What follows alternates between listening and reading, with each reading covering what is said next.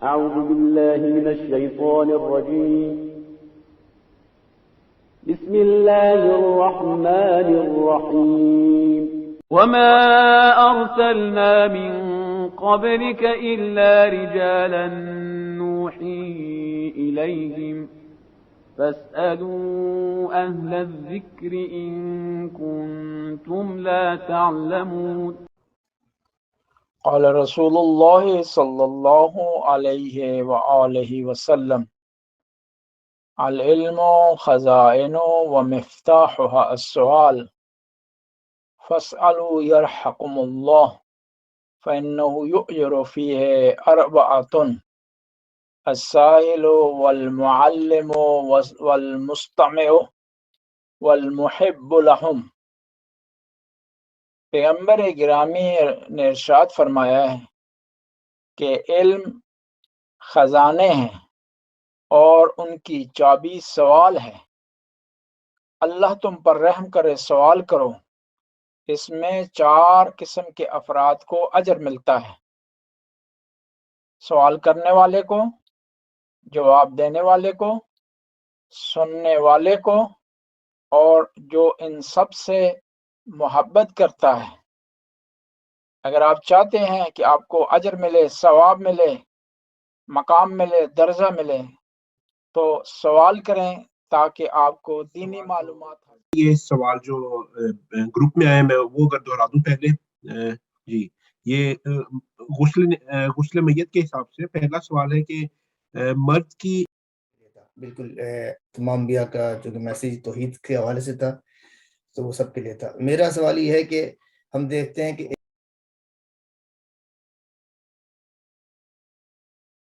ایک وقت میں یا بہت جس سے طرح ضیاء الحق بھی شہید ہے، بھٹو بھی شہید ہے، تو یہ اسلام آیا کہ یہ وہ شہادت کے رتبے پہ ان کو فائز کرنا جائز ہے یا صحیح ہے یا نہیں صحیح؟ اسلامی روز مستحب کیا ہے اور جی سنت السلام علیکم۔ کیا ہے؟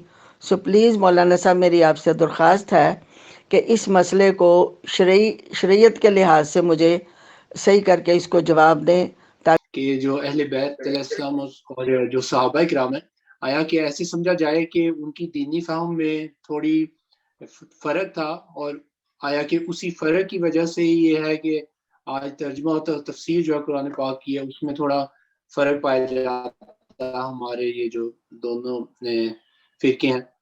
اس کے بارے میں آپ کیا کہیں گے؟ جی یہ اس میں کوئی شک نہیں ہے کہ صحابہ کرام و اہل بیت میں ہم سیاسی اختلاف کی بات نہیں کرتے، اس کو چھڑتے ہی نہیں۔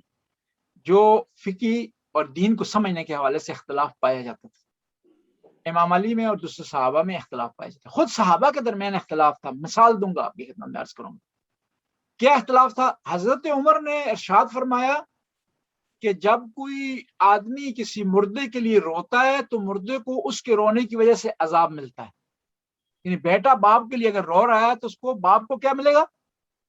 عذاب ملے گا۔ جو ہے ماں بیٹے کے لیے رو رہی ہے، فوت ہو گیا تو اس کو عذاب ملے گا۔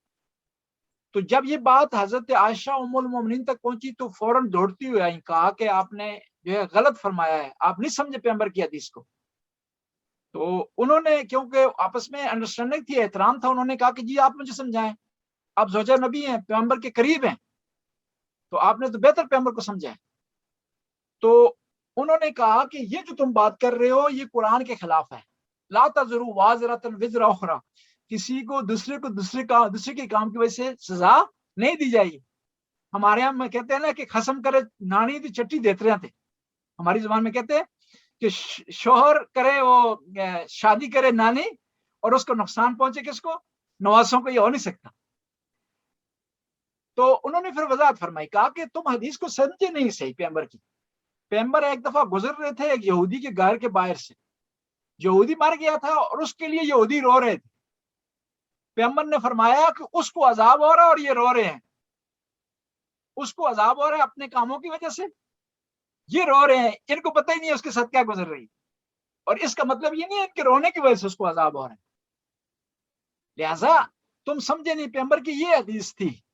بس صحابہ کرام میں آپس میں اختلاف جو ہے وہ پایا جاتا تھا، اور اسی طرح صحابہ کرام و آل بیت میں بھی دین کو سمجھنے کے حوالے سے اختلاف پایا جاتا ہے، اور اس اختلاف کی کئی وجوہات تھی، سیاسی بھی تھی، غیر سیاسی وجوہ تھی۔ اصل مسئلہ یہ بنا کہ کچھ لوگوں نے اہل بیت کو محدود کر دیا، کوشش کی ان کو ایسولیٹڈ کر دیں، ان سے لوگ نہ پوچھیں، ان کے ساتھ روک رابطے میں نہ رہیں، ان کے ذریعے دین کی آگاہی نہ پھیلے، اور پھر اس کی جگہ پھر ہر آدمی نے فتویٰ دینا شروع کر دیا، ہر آدمی مجتہد بن گیا۔ دیکھیں نا، جس مسجد میں عالم دین نہ ہو تو وہ سارے مجتہد بن جاتے ہیں، یا عالم دین بیچارہ جو سادہ سو، کمزور سو، نہ بولتا ہو، مسکین سو، تو پھر سارے وہاں مجتہد بن جاتے ہیں۔ اہل بیت کو روک دیا گیا، پھر سارے مجتہد وہاں بن گئے۔ پھر یہاں اختلاف یہاں تک چلا گیا صحابہ کے درمیان کہ بعض صحابہ بعض قرآن کی بعض صورتوں کا انکار کرتے تھے۔ عبداللہ بن مسعود سورہ فلق اور ناس کو نہیں مانتے تھے کہ یہ قرآن کی حصہ ہیں، بلکہ وہ کہتے تھے کہ یہ تعویذ ہیں، دعائیں ہیں جو پیغمبر نے اپنے نواسوں کے لیے لکھی تھی، قرآن کی صورتیں نہیں ہیں۔ اسی طرح حضرت عمر نے ایک آیت لایا، حضرت عمر، الشیخ والشیخۃ اذا زنیا فاجلدوہما 100 جلدۃ، کہ جب جو ہے بوڑھا بوڑھی کوئی غلط کام کریں تو انہیں 100 کوڑے مارے جائیں، اور فرمانے لگے کہ اگر مجھے ڈر نہ ہو کہ لوگ یہ کہیں کہ عمر نے قرآن میں اضافہ کر دیا تو میں اس کو قرآن میں داخل کر دیتا۔ یہ اختلاف پایا جاتا تھا۔ اب جب اختلاف جو ہے پایا جاتا تھا صحابہ اور اہل بیت میں دین کو سمجھنے کے حوالے سے، تو اب ہمیں کس کا ساتھ دینا چاہیے، یعنی کس کو فالو کرنا چاہیے؟ ہمیں اس کو فالو کرنا چاہیے جس کے بارے میں پیغمبر نے ارشاد فرمایا، انی تارکم فیکم الثقلین کتاب اللہ و عترۃ اہل بیت، کہ میں تمہارے درمیان 2 چیزیں چھوڑ کے جا رہا ہوں، قرآن و اہل بیت، کہ یہاں ہم نے قرآن کو فالو کرنا ہے، اور جہاں قرآن کی وضاحت نہیں وہاں اہل بیت کو فالو کرنا ہے۔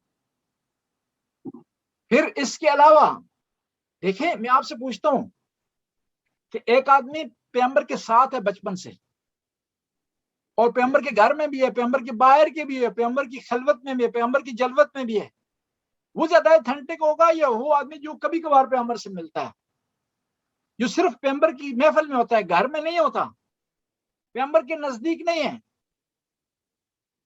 اور ایک اور سوال یہ ہے کہ آیا اس سے آپ پوچھیں گے پیغمبر کے بارے میں جس کے بارے میں پیغمبر نے ارشاد فرمایا ہو انا مدینۃ العلم و علی بابوہا، یا عام آدمی سے پوچھیں گے؟ ظاہر اس سے پوچھیں گے جس کے بارے میں پیغمبر نے فرمایا ہے کہ میں علم کا شیر ہوں، علی اس کا دروازہ ہے۔ بس جب بھی اختلاف ہوگا تو اختلاف میں ہم اہل بیت کو فالو کریں گے، اور یہی چیز باعث بنی ہے 2 اسلام کے بڑے سیکٹ بننے کی، 2 بڑے مسلک بننے کی، کہ ایک دعویٰ یہ کر رہا ہے کہ ہم صحابہ کو فالو کرتے ہیں، ایک دعویٰ یہ کر رہا ہے کہ ہم اہل بیت کو فالو۔ کیوں؟ دعوے میں کسی حد تک ٹھیک ہے دونوں، کیونکہ پیغمبر کو نہ ہم نے دیکھا نہ انہوں نے دیکھا، نہ ہم نے سنا نہ انہوں نے سنا، ہم نے کتابوں میں چیزیں پڑھی، کتابوں والوں نے صحابہ سے لی ہیں یا اہل بیت سے لی؟